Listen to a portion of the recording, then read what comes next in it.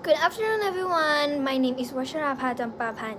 And my name is Pumapi Shamthong. We are from Group 2, and today we're going to talk about a tiny creature with a massive global impact, the mosquitoes.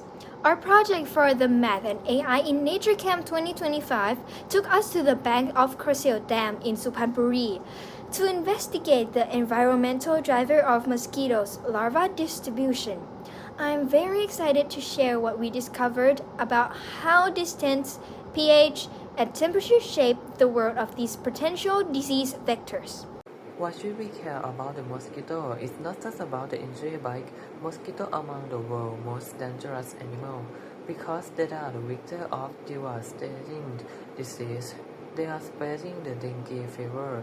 They transmit the chikungunya virus. They carry the parasite that cause malaria.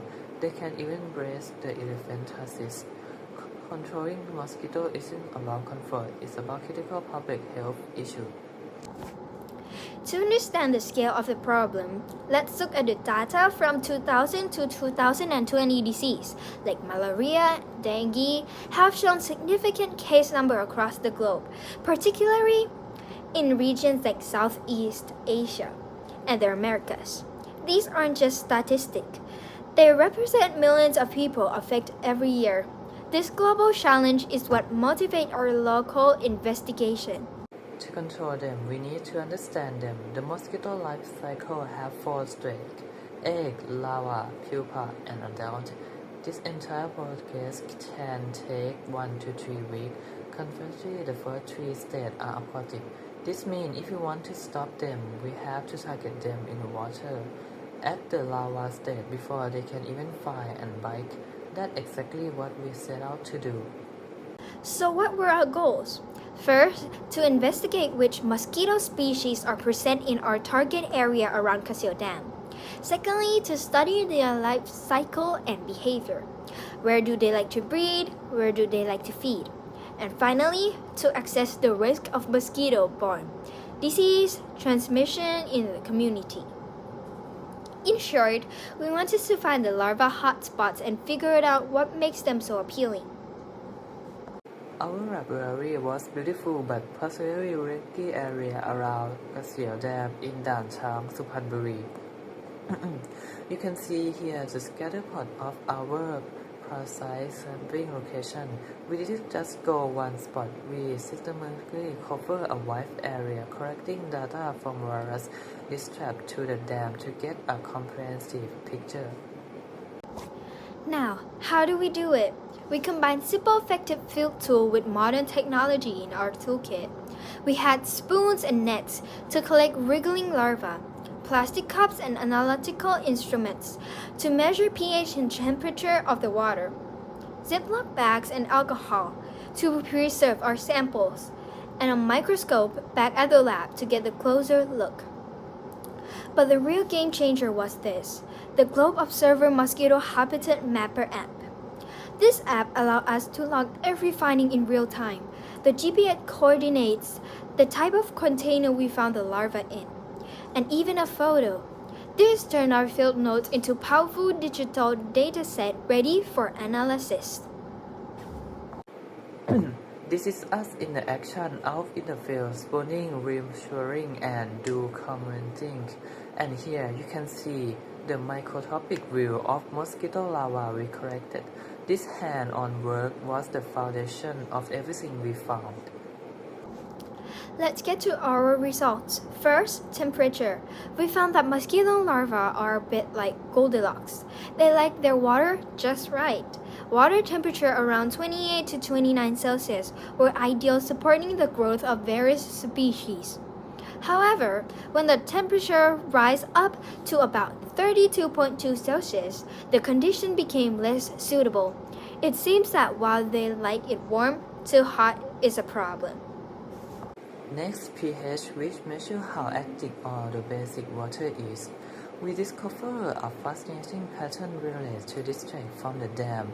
In most areas, the pH was very natural 7.7, but as we got closer to the dam with 3 to 5 kilometers, the pH became more basic, risking to between 8.8 and 9.5. This suggests that jam itself influences the water influence of the surrounding area. When we plot both pH and temperature together, we could see how these two factors interact across different sampling sites. This graph visually represents the unique environmental signature of each potential breeding site.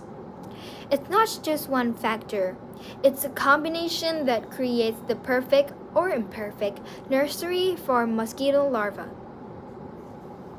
Water pH and temperature distribution. This is the average pH and temperature distribution across larva collection sites.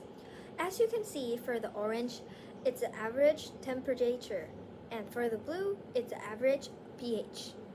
This is the container index. Overall container index is about 50%. High risk level for dengue transmission according to WHO criteria more than 10%. This is a special type observation.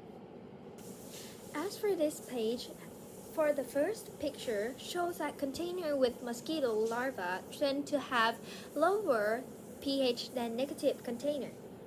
And for the second photos, no clear difference but shows that temperature between 24.5 to 26 degrees Celsius as most favorable for larva development. For this page, show that high pH containers are only found far from the dam and are always larva negative, while positive containers cluster close to the dam and have more natural pH point size indicates adjust presence. This is a sampling location near Kaseo Dam. So what does this all mean? Let's conclude. Our study clearly shows that both pH and temperature are critical factors in places where mosquito larvae can live and grow. They live in warm water but not too hot. They prefer a water that's not too active or too basic. Understanding this is more than just a scientific exercise. It's a tool.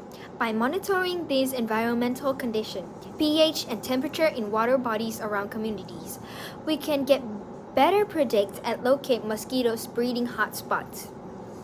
This allows for smarter, more target control efforts.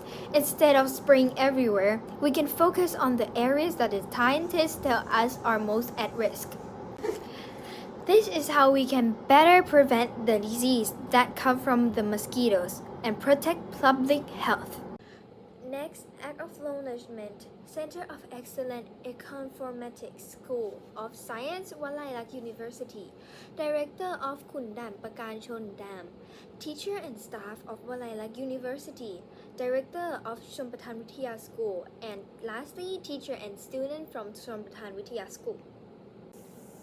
These are all the reference we have. Thank you.